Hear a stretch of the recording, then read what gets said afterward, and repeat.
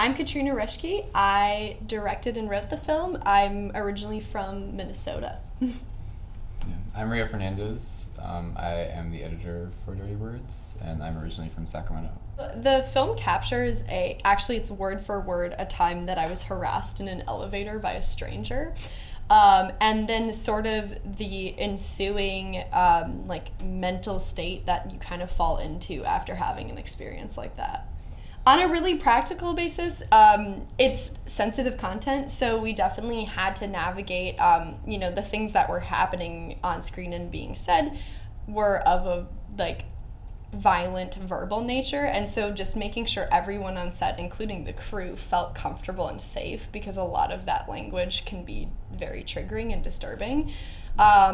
And then in the fun crisis world, we shot this the year there was the really bad flu during the winter, and our lead actress actually got the flu the week of our shoot. Luckily, it was a pretty easily resolved crisis. We just missed 2 days of shooting, so we just pushed it back a weekend and everything worked out great, but in the moment it was scary. I guess for post, there was sort of, the sound dilemma for a while too. Yeah, sound design took a little longer than we thought. I think just by a month, which wasn't terrible, but because yeah. we lost our sound designer, backed out. So we had to find a new sound designer, and then it took a little bit longer, but it all worked out. We got it made, but yeah. This is both of our first times here. This is actually only the second festival we've attended as filmmakers. So it's been incredible. This festival is so welcoming, and we've gotten to meet so many other filmmakers, so that's been really cool. Do you want to talk about? Yeah, and I mean, a lot of the films we've been seeing have been amazing. We just saw, I'm forgetting the full name of it, but the Parables block last night, and it was very inspiring. There were lots of really good films. And it's nice that each block kind of has a different theme, because, depending on what you're wanting to see, you can kind of pick and choose. But I've been tending to go towards the more spiritual types, or the ones that have been presented in that way, and they've been really, really great. And it's great to meet the filmmakers here that have been making the stuff that have inspired you, and kind of get you excited for your next piece of work, and you're just like, whoa, if they can do that, I can do that. And so it's a really good time. I think we have a pretty similar background in that we both started making films kind of to play as kids.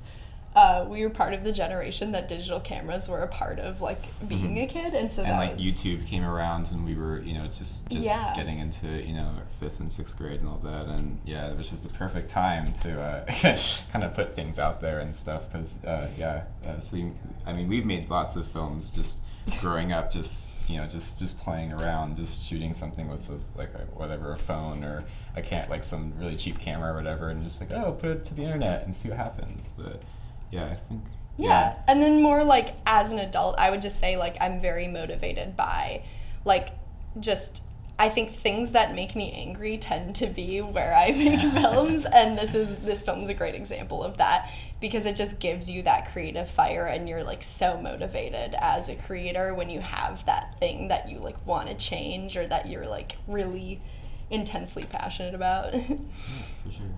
Mm-hmm. I guess for me it is nice kind of I've been hearing a lot about sort of filmmaking as a hobby, or filmmaking as a means of income, and it's nice being just being we're all just doing this for fun in a way, and our shorts are they're sort of our passion projects. It's fine not really going into the sort of working world of that, and I don't know, it's just really inspiring. And you're never too young, you're never too old to make this your passion film, and get it out there and get it seen. There's always the time is always right to do it. So it's really cool seeing people at their different stages of their careers, and it's been cool in that way. Yeah. For me, I think it's being a politely trained Midwestern female-bodied person, just not being afraid, especially in the directing role, to say, I know what I'm doing, and to be confident in that position. Obviously, I made this as a student, so I was very new to filmmaking on this scale, but at the same time, I feel like I wasn't as strong of a director because I was always questioning myself and always felt like, oh, other people know more than I do. I should just let them take the reins. And I think especially like women, female-bodied people, like people of marginalized identities ultimately, like tend to have that voice in their head of like, I'm not as good as this person, or I need to take a step back and let someone else do it first because, you know, I'm not as good. And especially being in a film school setting where all of your peers are at the same level as you, it's like, no, like you're okay, you can do it. And I think that would have been something I would have liked to encourage myself more in the beginning, because I saw a lot of people that didn't have that voice in their head go a little bit further in film school just because of the confidence that they had. So they were always making things, where it took me till later in film school to start making stuff because I was like, I'm not ready, I'm not good enough for this.